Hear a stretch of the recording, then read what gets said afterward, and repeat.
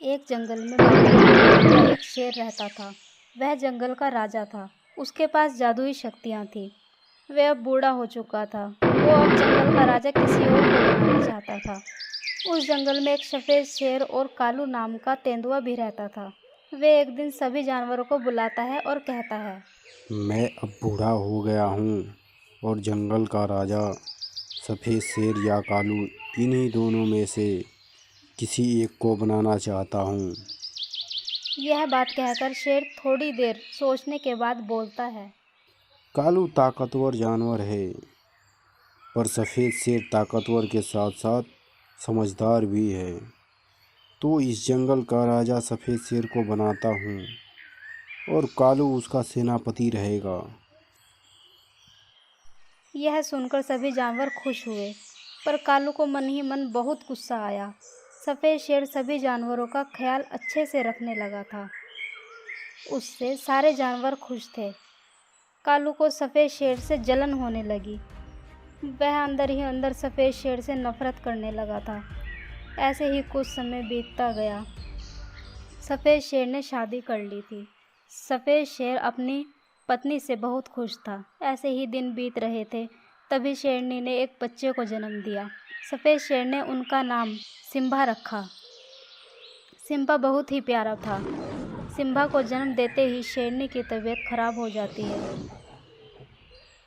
उस पर कोई जड़ी बूटी काम नहीं करती। जब रात होती है तो सफ़ेद शेर उसे जादुई शक्तियों से ठीक कर देता है। तब शेरनी पूरी तरह ठीक हो जाती है। दरअसल ये शक्तियाँ उसे बूढ़े शेर ने दी थी। जब सफ़ेद शेर को जंगल का राजा बनाया था, तब उसने ये शक्तियाँ इसलिए दी थी, कोई भी मुसीबत में हो तो इसका इस्तेमाल करके सब ठीक कर दे, और इसके बारे में किसी को भी बताने से मना किया था। लेकिन जब वह इन शक्तियों का प्रयोग अपनी पत्नी पर कर रहा था, तो कालू ये सब देख लेता है और उसे पता चल जाता है।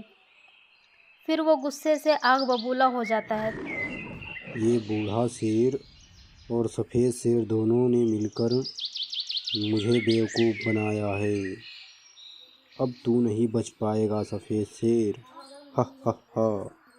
अगली सुबह शेरनी सफ़ेद शेर से कहती है, जब से मेरा बेटा सिम्बा हुआ है, उसके साथ अच्छे से समय नहीं बिताया है।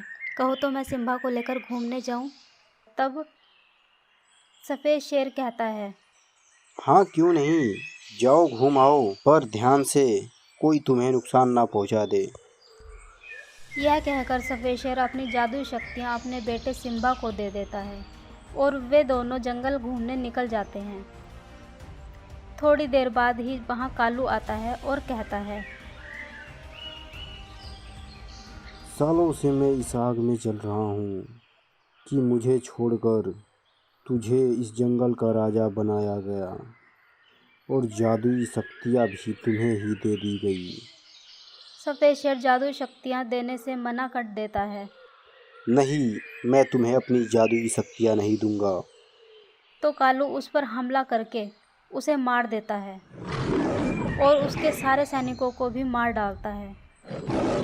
कुछ देर बाद शेरनी भी गुफा के पास आती है। बाहर सैनिकों को मरा देख दंग रह गई।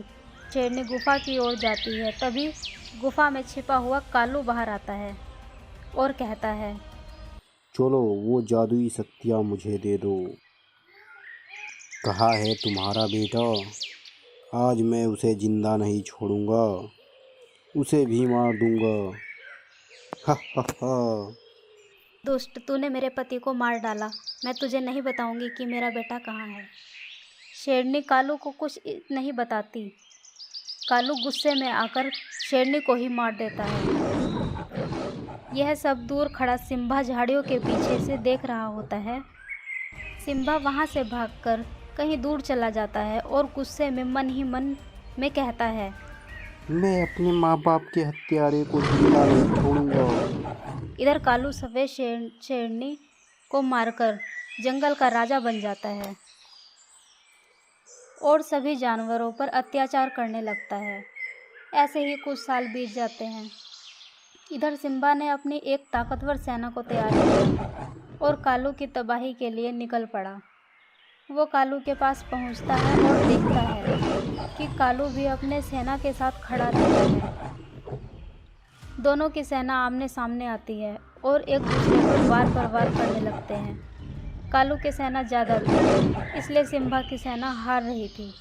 तभी सिम्बा ने अपने जादू का इस्तेमाल करके अपने कई सारे अनोखे रूप निकाल लिए। फिर कालू और उसकी सेना को खत्म कर देता है।